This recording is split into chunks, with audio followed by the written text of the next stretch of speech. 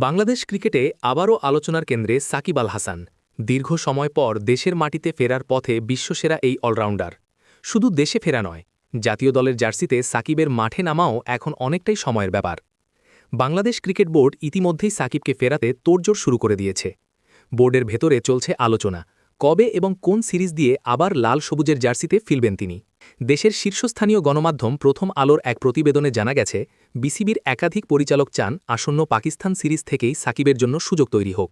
Board পরিচালক আসিফ আকবর জানান, সাকিব খেলতে আগ্রহ প্রকাশ করেছেন এবং বিসিবিও বিষয়টিকে ইতিবাচকভাবে দেখছে। প্রায় 2 বছর ধরে দেশের মাটিতে পা রাখেননি সাকিব আল হাসান, ফলে জাতীয় দলের জার্সিতে ঘরের মাঠে খেলার সুযোগও পাননি তিনি। সবশেষ ওয়ানডে খেলেছেন 2023 বিশ্বকাপে। এরপর 2024 সালে টি-20 বিশ্বকাপ এবং একই বছরে পাকিস্তান ও ভারতের বিপক্ষে টেস্ট ম্যাচে মাঠে নামলেও তারপর আর জাতীয় দলে দেখা যায়নি তাকে। এর আগে দক্ষিণ আফ্রিকার বিপক্ষে ঘরের মাঠে টেস্ট খেলেই অবসর নেওয়ার ইচ্ছা প্রকাশ করেছিলেন সাকিব, কিন্তু নানা জটিলতায় সেই পরিকল্পনা বাস্তবায়ন হয়নি। তবে এবার নতুন করে আশার আলো দেখা যাচ্ছে। জানা গেছে, সাকিব নিজেই বিসিবির সঙ্গে যোগাযোগ করেছেন এবং জাতীয় দলে খেলার আগ্রহ জানিয়েছেন। ফিটনেস ও ফর্ম ঠিক থাকলে তাকে আবার দলে বিবেচনা করার সিদ্ধান্ত নিয়েছে বোর্ড। বিসিবির পক্ষ থেকে সবুজ সংকেত মিলেছে। বোর্ড সভাপতি সরকারের সংশ্লিষ্ট কর্তৃপক্ষের সঙ্গে বিষয়টি নিয়ে কাজ করছেন বলে জানিয়েছেন পরিচালকরা। সবকিছু ঠিক থাকলে আগামী মার্চে ঘরের মাঠে পাকিস্তানের বিপক্ষে সিরিজেই আবার লাল সবুজের জার্সিতে দেখা যেতে পারে সাকিব আল হাসানকে।